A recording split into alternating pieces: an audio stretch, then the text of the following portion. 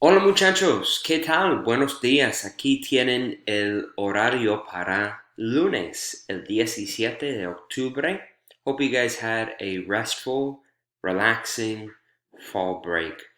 But we're back at it today, and we're going to kind of ease our way back into our coursework. We left off with a conversation about El Día de los Muertos. We looked at a PowerPoint which highlighted how, where, when, why, and with whom Dia de los Muertos is celebrated.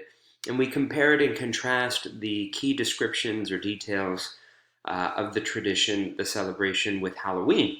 And that's where we're going to pick up right where we left off before we went on break. Your warm-up question for today: what are three differences between El Dia de los Muertos, gotta change that, and Halloween in terms of how, why, with whom, and where these two traditions are celebrated? How are they different between each other in terms of those key details? How are they different in terms of the way that they're celebrated? Why is Dia de los Muertos celebrated? With whom do we celebrate? Where do we celebrate?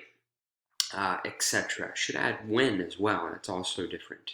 You can review the notes that we went over last time we saw each other on El Dia de los Muertos, and then don't forget about your Dia de los Muertos assignment, where you guys are going to be creating an ofrenda to celebrate the memory and the lives of family members or friends that you want to bring in and share with us on that day. That's due at the end of the month, but we're going to continue the conversation and again ease our way back into being in an academic mindset. We're going to watch the film Coco.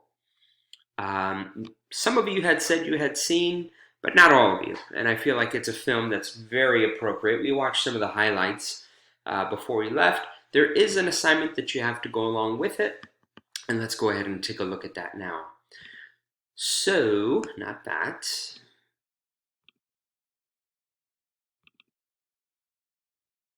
There is a handout that you'll be receiving, a little bit of a synopsis of the film for those of you that haven't seen it.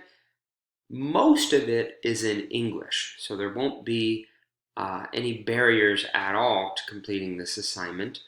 The first part, though, is a matching part where the descriptions are in Spanish and you need to match each of the main characters with the description.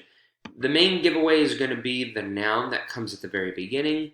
Músico is a musician.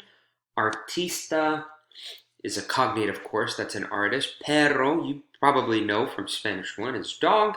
Alebrije is a key term. Those are the spirit creatures that guide the souls of the deceased back to the land of the living and protect them. So take a look at the descriptions and then match with each main character. Personaje is a main character in a film. And then these questions here are in English. You can respond in English. They kind of go in chronological order throughout the film. You only need to do to number 10. I don't think we'll finish, well, we won't finish the film today. We'll hopefully finish on the actual Day of the Dead celebration that we'll have.